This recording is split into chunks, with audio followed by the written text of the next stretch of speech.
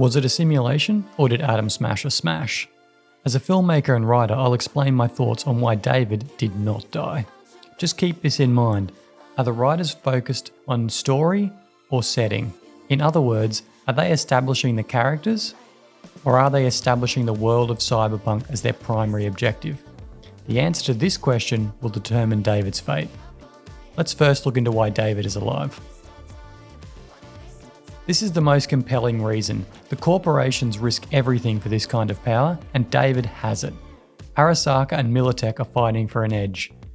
And you can see the resources they use to create the cyberskeleton, the secrecy involved, the double crossing. It's made clear that very few people have the ability to attune the suit and withstand cyberpsychosis.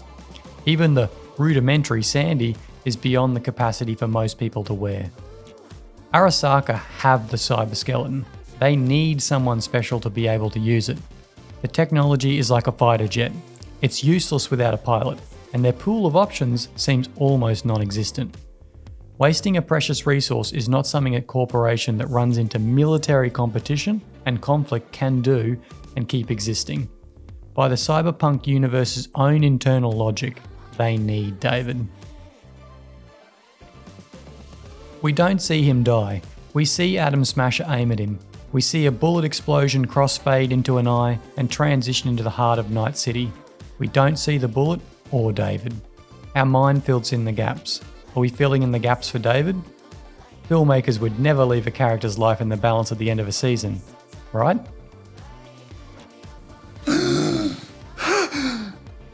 Names have power and meaning. It's rare for a main character in a very well conceived and delivered show to have a name that does not carry a depth of meaning or symbolism. Think Game of Thrones and George R.R. Martin. Remember Bran Stark and his journey to become the Three-Eyed Raven? Any guesses what Bran means? You can't kill it, you know. Why not? Because the Raven is you. Raven. It's a little writer's secret, and now you know. Adam is also almost always a reference to biblical Adam and the genesis of man, or Cyberman in this case, so Atom Smasher is not an accident. David is Hebrew for beloved, so we're thinking of biblical David, which means David versus Goliath, which is David versus Arasaka, David versus Night City. David's the underdog, and despite the enormity of the odds, the underdog prevails. Goliath doesn't win. Over 2,000 years later, I have cousins called David, and no cousins called Goliath. Do you? It's a great show, and there's always foreshadowing, no exceptions, but in Cyberpunk reality itself is different, which is part of its charm. There is ambiguity.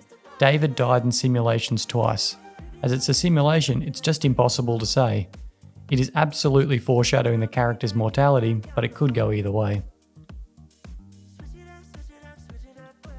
Killing off a beloved character and starting fresh is a risky move. A series that kills off or replaces the protagonist and main cast usually struggles to achieve the highs of the original. And this is where we come full circle. Is this about story or setting?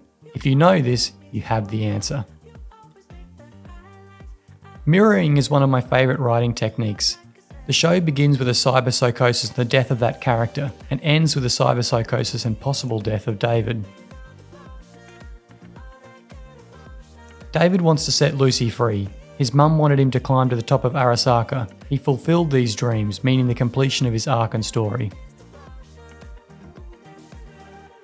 This show is a masterclass. It's a symphony of story, style, character, sound design, and music. It has a strong, consistent identity, compelling overarching story, and great character arcs. And underneath it all, it's an exploration of a deeper theme. What does it mean to be human? So what do you think? Is Cyberpunk focused on story or setting? And is David alive in Season 2? Let me know in the comments. Thanks for watching. I'm Liam, a filmmaker and writer working on my own epic fantasy story and world. I've just started YouTube. I'll be sharing the process of creating my own world and teaching you how to create yours. Oh, and spoiler, I was working on a Stranger Things video when I watched Cyberpunk. So if you like Eddie, I'll see you back here shortly. You don't remember me?